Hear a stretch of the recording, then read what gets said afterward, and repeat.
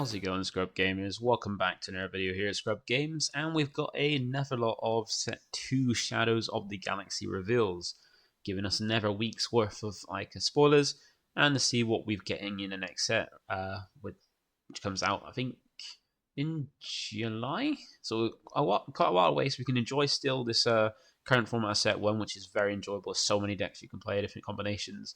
It's amazing for what is just like a first set compared to like some other games, and I'm thoroughly enjoying it. I've been trying out different leaders that I didn't really consider before, and just having a lot of fun, like trying different decks at locals and stuff like that. So for this one, we're going to have a look and see what we've got revealed in the last week, and see what goodies we're going to basically expect and kind of get hyped for. So before we get into it, feel free to like, comment, and subscribe. It keeps you updated with my videos as and when they drop. And by clicking the notification bell, you can get alerts when my videos do drop, so you can watch them there and then, or at a later time that suits you. So with that out of the way, let's go and have a look and see what everyone's we've got to look forward to. So starting off first, we've got Bosk the Bounty Hunter. So Bosk gets a leader. We had a ground arena unit for him in the first set, being a nice little ambush card, like same kind of thing, 5 cost, with pretty nice stats, and honest that comes with ambush and then allows you to do an extra 2 damage to any any unit when you ever activate an event, which is pretty nice. Very good card, like one that's used in most dark side Cunning decks. And yeah, now he gets a leader as well, so Bosk gets a leader card, and this time not following the same kind of basically aspects that he's in the first set. He's coming in aggression, so he's been one of the aggressive, or might be one of the. It could be we get one of each like aspect combo, so 1 dark side aggression, 1 light side aggression. Like we already see Bo-Katan for the light side, or for one of the light side leaders, and then we've got Boss for one of the dark side leaders aggression. We don't know if we're going to get another 2 to each side of each aspect. If we're going to another load of leaders, it would be nice to get that, but it might be a bit too much. Like, can flood it with too many leaders, but there's just a lot of options as well because each leader brings a different thing.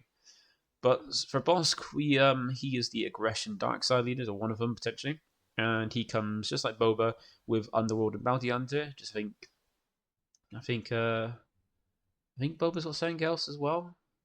I can't remember exactly what Boba has. Like, it's just one of those things where like you can you remember he does have a third one, but you don't remember what it is. But yeah, so Bosk is a bounty hunter in Underworld, and considering that this is Shadows of the Galaxy, there should be a fair bit of a bounty hunter Underworld stuff in here. So you get a good amount of support of that, which even Boba's getting as well. And he's got some pretty nice effects as well. So he's never one of those units that deploys on 5 resources, so it's earliest turn 4, or a bit even earlier maybe if you could ramp up. If you go for the command with a bit of ramp, he comes down once you hit 5 resources, and he comes in with pretty solid stats as well.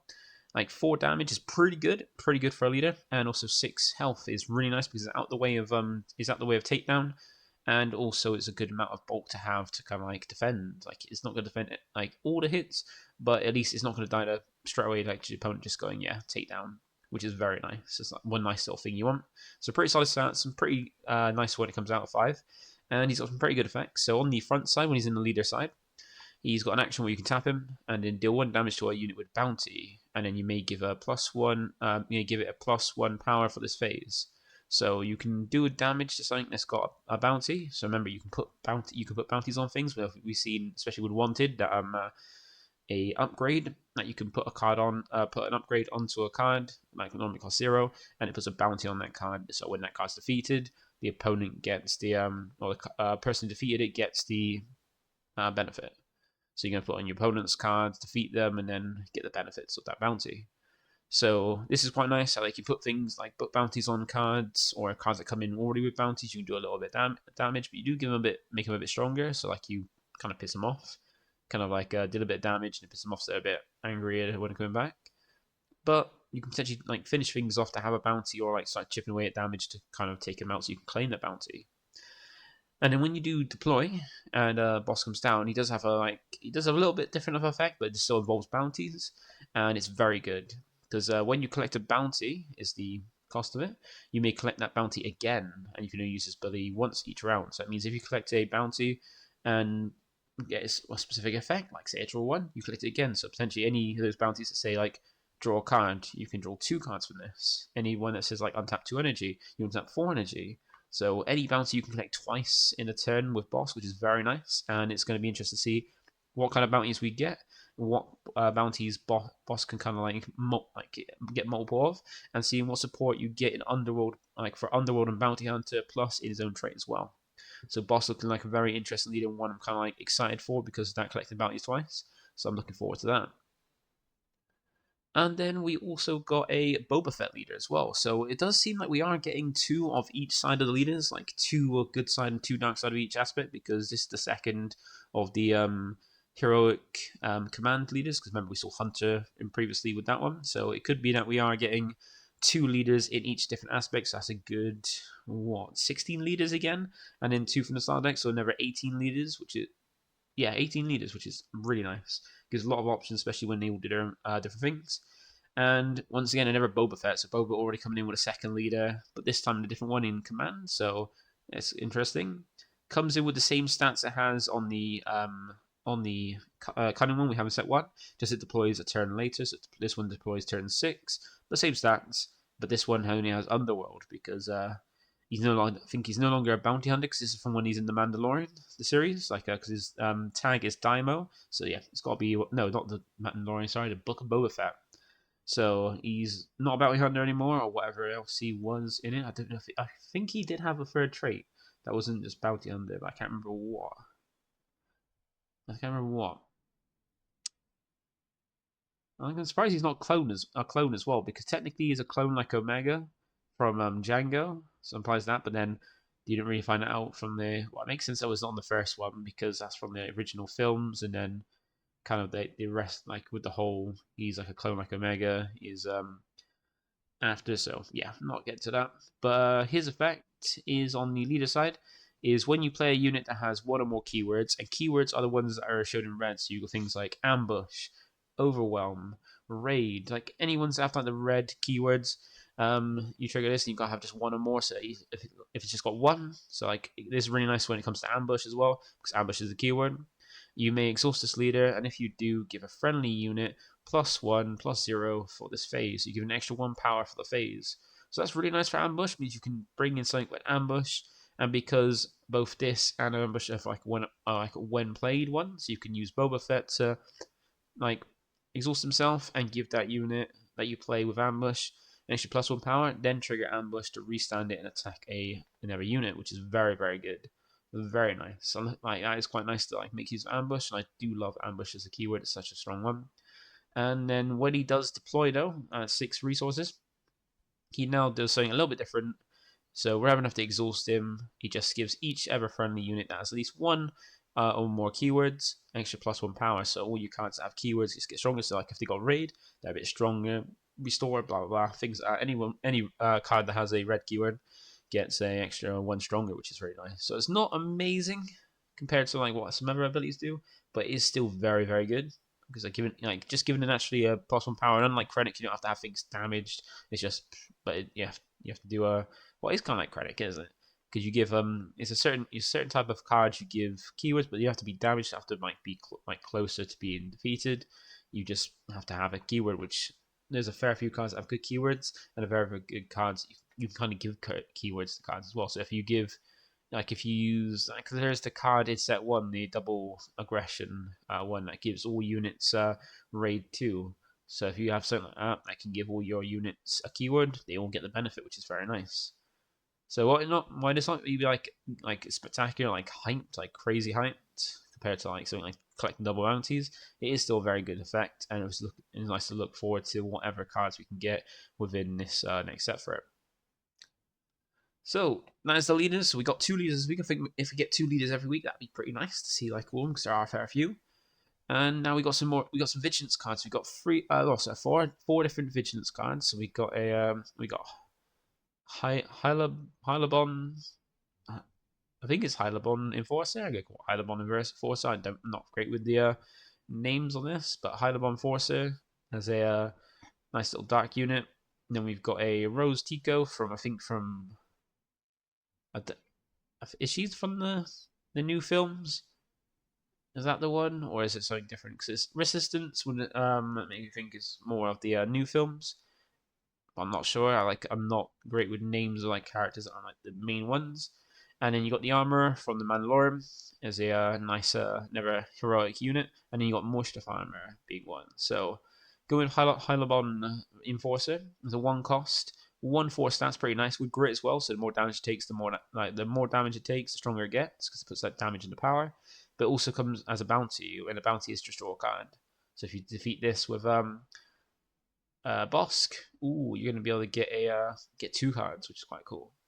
So this is a pretty cool card for thing like this set is giving like a lot more nice cards for Grand Inquisitor, like more cards that he can use the like damage and then restand and things like that, which is pretty cool. Like with grit, like more cards with grit is really good for Grand Inquisitor. So looking forward to that because it is pretty nicely. Like originally when I saw it, I was like this doesn't seem that great.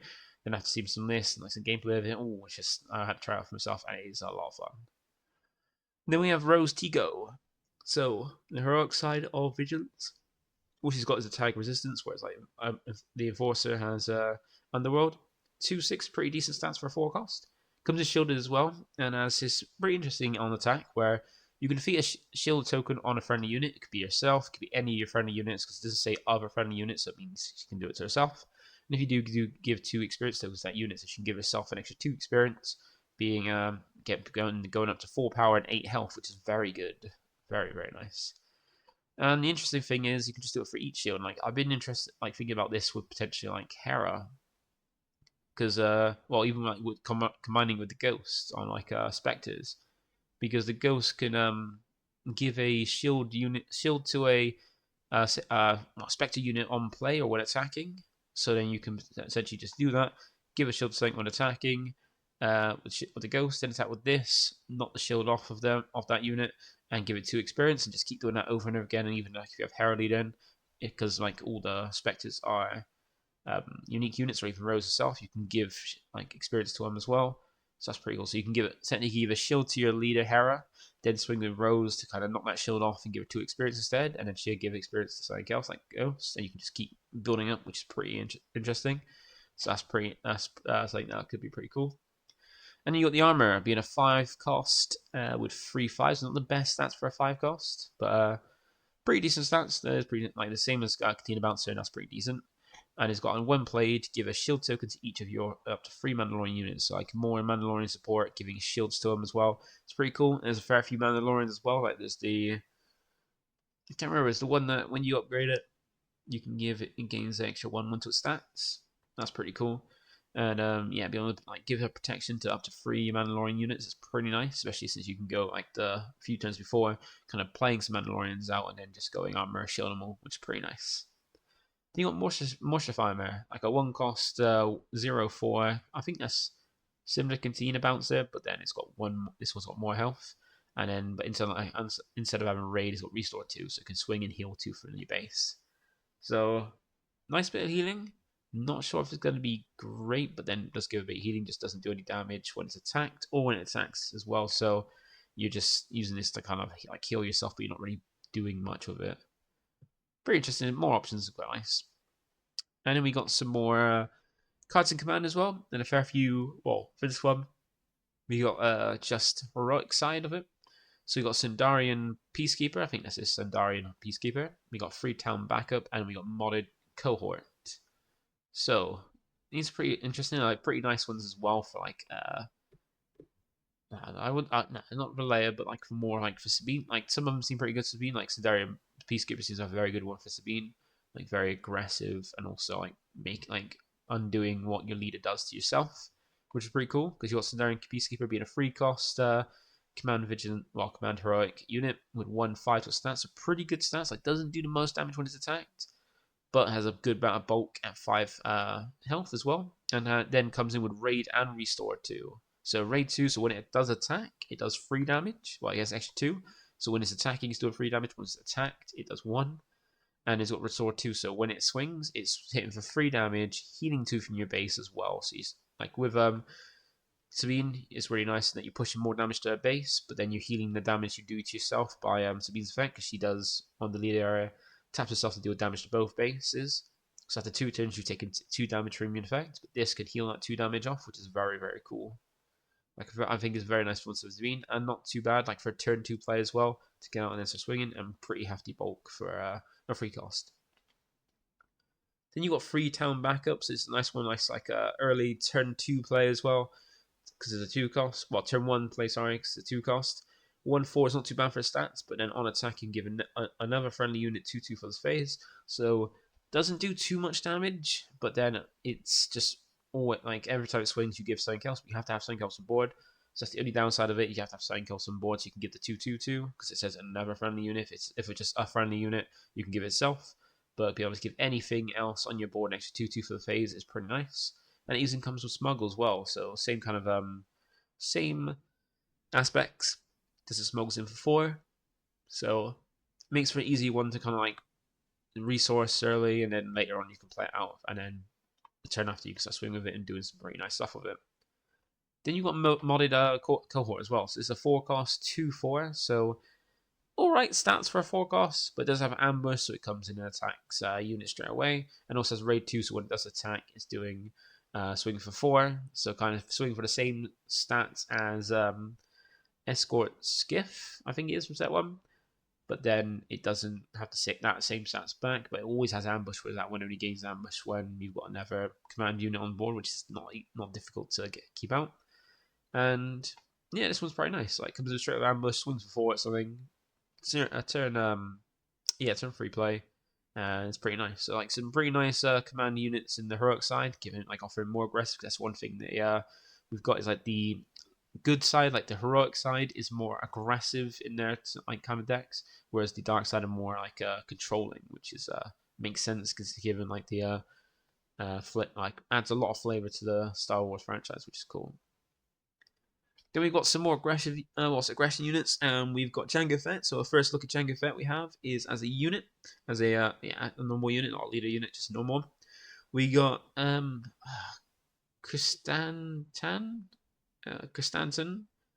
I think his name is Christanton. I think he was in the Mandalorian, but I can't remember. Like it's a while since I've watched that because I'm waiting for the next series to come out.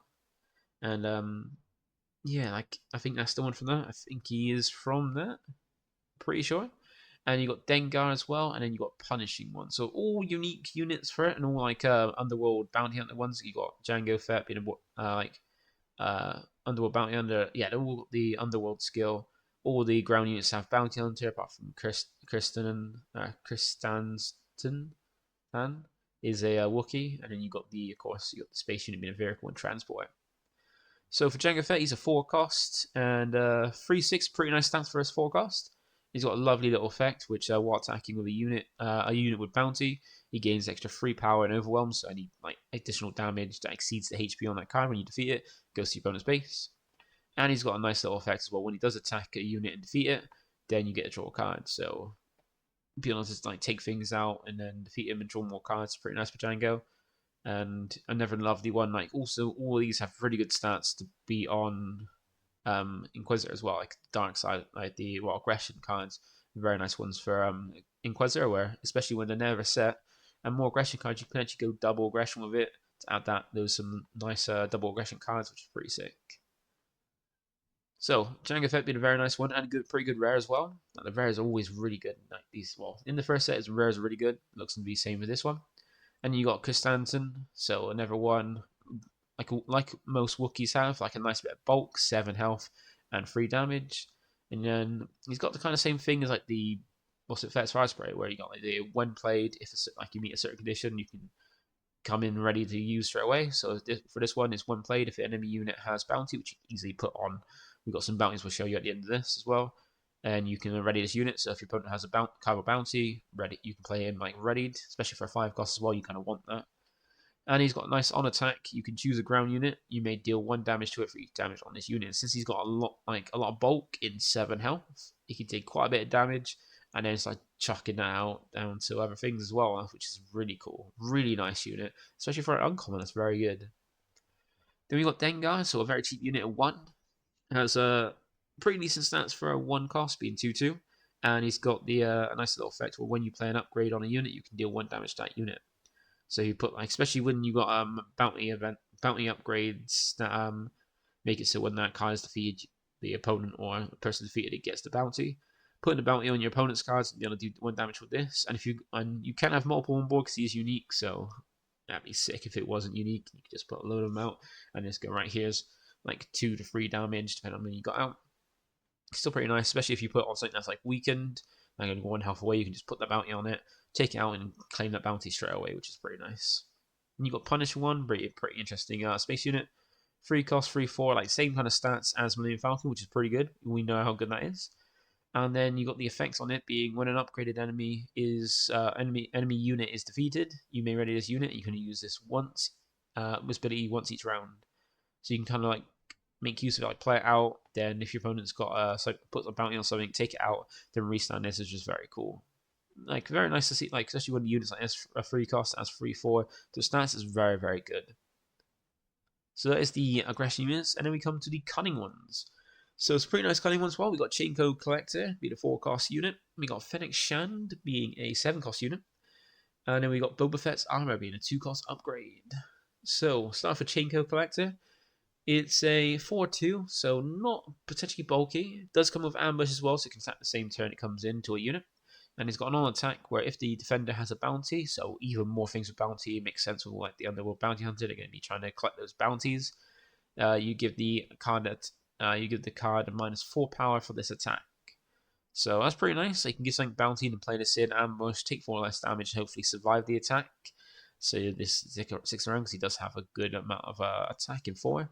So pretty nice card, pretty nice, very good with the bounty. And it's going to be interesting to see like how strong, like how good the bounty mechanic is, and how great it plays into format. It does look pretty interesting, just to see like how good it potentially is, like how many bounty cards we have, what like the synergy. Like once we see the whole set, we can see the whole picture. But so far, it's looking pretty cool. You've got Fennec here being a 7 cost, 4/6. Not the best stats for a 7 cost. Decent amount of bulk, good amount of attack, not the best, but does come with ambush as well, so that's always nice to have. Like with a big use of that, we wanted to come in and get a swing. And she does have an on attack as well, so it goes pretty well with her ambush skill. Being you deal 1 damage to the defender if it's a unit, so if it attacks a base, sorry, it's not a unit, then for each different cost among cards in your discard pile. So if you play a deck that has a lot of different costs of cards, you can potentially do a lot of damage. If you got 1 weight to 7, that's potentially 7 damage if you got 1 of each of them in your discard. So that's pretty nice to play like different cost cards, which is pretty cool. Even then, like chipping away a couple of damage, like swinging, and then like swinging and stuff, I think that's it's like even close to death, and just take it out with this is pretty nice. And then we've got Boba Fett's armor, so an upgrade specifically named for Boba Fett, so one of those unique upgrades, and it's got the standard attached to a non-vehicle unit because it's armor. Like it's a person's armor, it's not going to fit on a vehicle, but it gives a extra 2/2 to the stats of it, a rare card as well. And if the attached unit is Boba Fett, that damage would be if attached unit is Boba Fett, then damage would be dealt to him, prevent 2 of that damage. That is pretty insane. That is pretty insane, especially since we've got Boba Fett leaders as well. And one of them is in the aspect that this card is, and already one of the strongest and most versatile leaders in the game. That comes in at 4/7 for its stats, making it so it's a 6/9. That takes 2 less damage anytime it's attack is insane. Now, like, thankfully there are ways that I kind of like just instantly defeat things like got power dynamics and stuff if you can control the board. And you've also got like upgrade removal, which is even prevalent in set 1 that you can use. Like if we didn't have that, this would be scary, but since there are like cards and effects that kind of take out upgrades and stuff, then it's not that scary. Like if it gets on it, you just always take it off. Like if you don't be able to like kind of deal with it, then you might have a harder time. But this is a very nice card, but it's not as busted. Like there are ways to remove it. It's not going to be that crazy, but it is a very strong card to add with a Boba Fett leader. So some nice cunning cards, and then we have the bounties, the new bounties we got. So we got more bounty cards. So we got one. We already see we got wanted for cunning. Then we got one for vigilance, command, and aggression if we didn't have one before. So we got top target being the blue one, price on your head being the green one, and guild target. You have different costs as well. So for the blue one, it's a 1 cost, and they all give 0/0 to the card, so you're not going to give a bounty extra power to kind of fight back harder, so makes sense. So top target is a 1 cost, when it makes the attached unit gain bounty, and the bounty on this is heal 4 damage from your base, from a unit or base, and if this unit is unique, well, if the unit you give this attached to is unique, you get to heal 6 damage instead. So it's pretty nice to be able to heal either a unit or base. And if you put on if you do it to a unique unit, you can kind of get a bit of you can get a bit of nice bit of healing, which is quite cool. But it does cost you 1 as well, so it's not free like say with Guild Titan Wanted. Then we've got price in your head. So this one is a 2 cost, so a little bit more costly, but then command is the ramping aspect, so it can always ramp up the energy to have enough to be able to use it on things. And for this one, it's a ramp one, because the attached unit gains bounty, and the bounty is put the top card of your deck in your play as a resource. So there you go. You can pull your opponent's card, take it out, and then ramp up the top card of your deck. And it costs 2, but then it costs a lot more work than, well, it's cheaper than resource and Super Laser Blast and Command. It requires more work because rather than just play the card, and even like in the case of Super Laser Blast, just swing it inside and kill itself. This one you have to actually put on an opponent's unit and take that unit out or capture it. So a little bit more workaround, but then there's another way to kind of ramp, which is cool. And you got guild target, so that kind of goes with saying like they kind of go well with like how the how the aspects kind of work. Because with Wanted, it's untapping 2 resources, which like Cunning is all about like controlling the resources and the board, like untapping and tapping things. You got top target being like Vigilance, which is about healing and keeping things around, like healing yourself, healing units, base. Command is like one of its main focuses is ramping, like getting yourself more resources so you can play bigger things quicker.